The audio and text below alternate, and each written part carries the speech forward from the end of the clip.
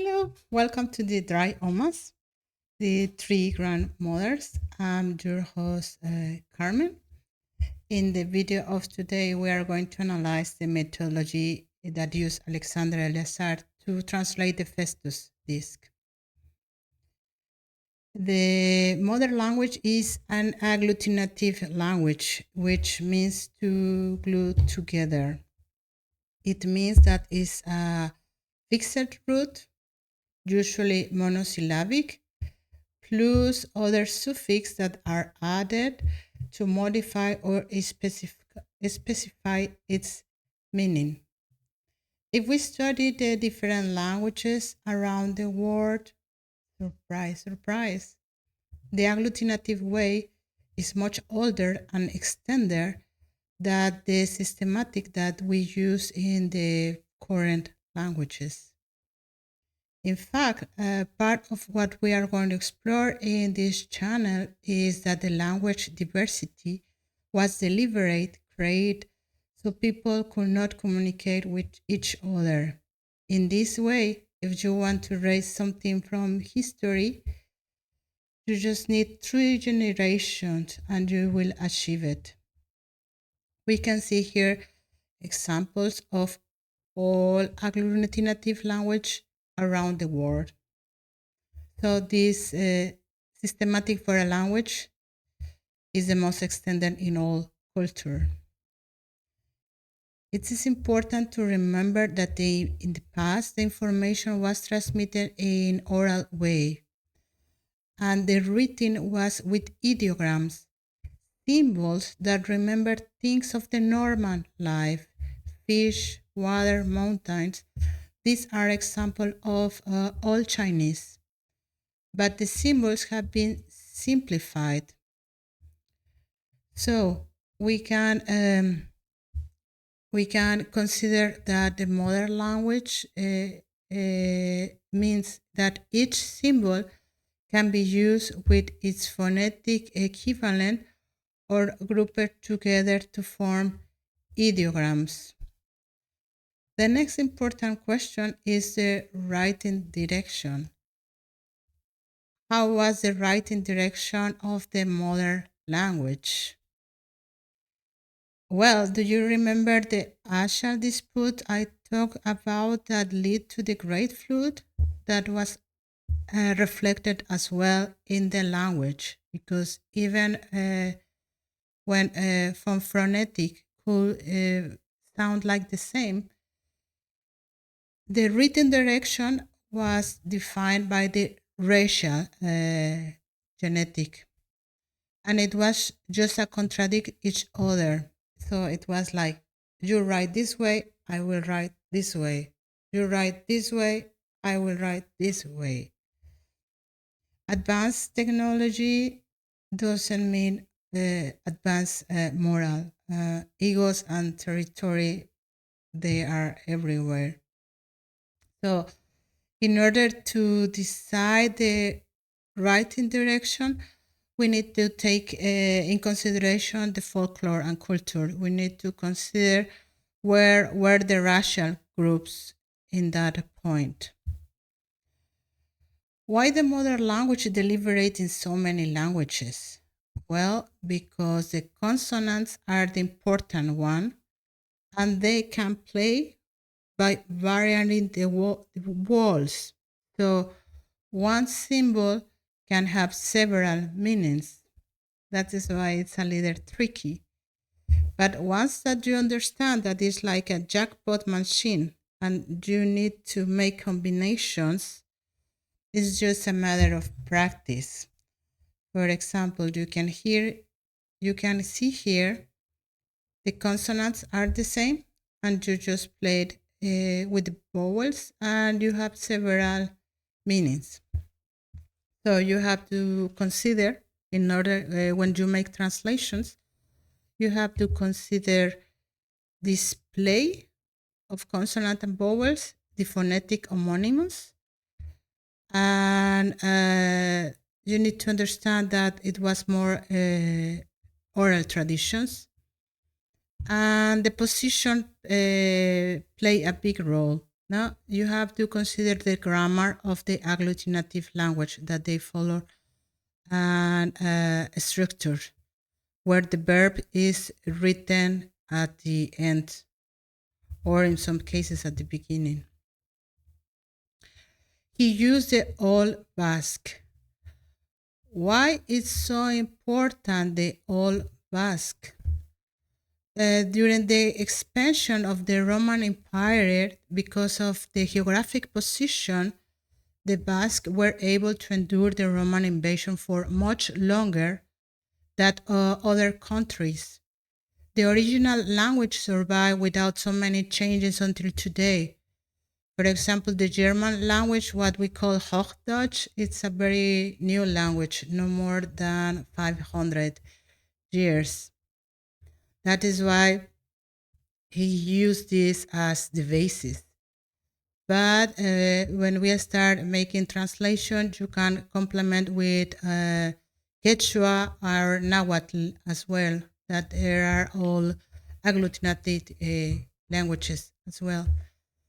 And I will start give you previously from other videos.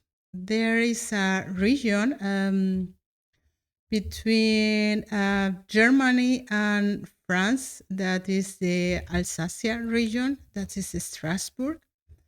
And that Strasbourg has always been in dispute between these two countries, and the language that is spoken, the Alsatian, is a very old Bavarian dialect, has nothing to do with French or German. However, in this region, there is something very important for the history, and that is why this region has been in dispute. If we want to talk about resetting history and erasing our past, we have to go back in time to this guy, Constantine I. The expansion of the Roman Empire was not only about territory, it was the largest campaign up to that point to erase the ancient history. I guess that in his mind, it was like the age of gods is over, now is time of mankind, something like that. But who were the gods? Well, the aliens who came from the space and Kratos. If we want to know the exact moment where the dispute between the Abrahamic religion started, it means the Christian and Muslim, for example, it was in this exact point. In the past, it was not like that. It was in exactly in this point when the conflict started. Someone will say that was a very long time ago. It doesn't affect us. Well, we're still living with the consequences of these decisions. It is what it is. But let's come back to our topic. In the blog, The Dry Omas, uh, I have a paper where you can see the translation of this and can help you to understand. It it may be a little difficult, but it's not impossible. And I love manuals. I will be publishing some papers that can help to understand. So if we take in count that a symbol, we need to consider the consonants and play like a jackpot. We play with the vowels and then we follow like the structure and trying to make which words pass there. For example, this, it means in the old basket titi, but if we play with balls, it means titos as well. And we know the titos in history. This symbol, it could mean a stable, but it could be ok, like the race. That is why the modern language can be a little tricky because the same symbol won't always be the same meaning, but it's just a matter of practice and you will achieve it. So, for example, this one is very obvious: is fish. Arain is fish, but it could be arail or it could be erail. Two complete different meanings. This very lady, emakume, woman, emeki, sweet, patient, a man, to give. It's depend of the position of the word.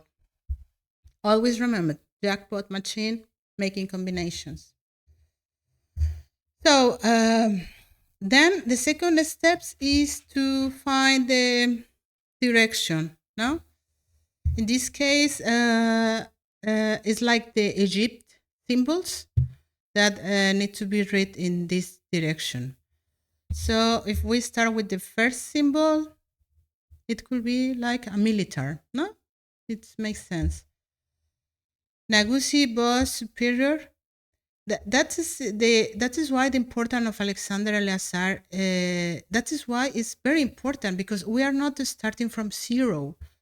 He already left us some translation of symbols in order we can continue working with the symbols. And for example, this symbol is Asturu, that is a soothsayer, a fortune teller. This tool used for fortune teller, but it could be a personal name as well. What when you see the symbol, how it looks like a sari, there, ball, brave, makes sense, no? This symbol in several symbols, it's always with G, a word with G. So when we put all together, the general superior Astura, brave John of a bright future. Makes sense, no? It means that the Festus disc is talking about military, whose name was Astura. There are some cases where we have combined symbols, like this one. So it's a matter of practice to try to identify until which point is just one symbol and which point could be combined symbol. And in this case, for example, we have already these two. The general superior will fight hand to hand because one symbol means buru. And if we put together, it will be burus burukaris dias. So makes sense. With the king Nekuma according to the will of the pale. Makes sense. It means that this methodology is not completely out of nothing. It's current.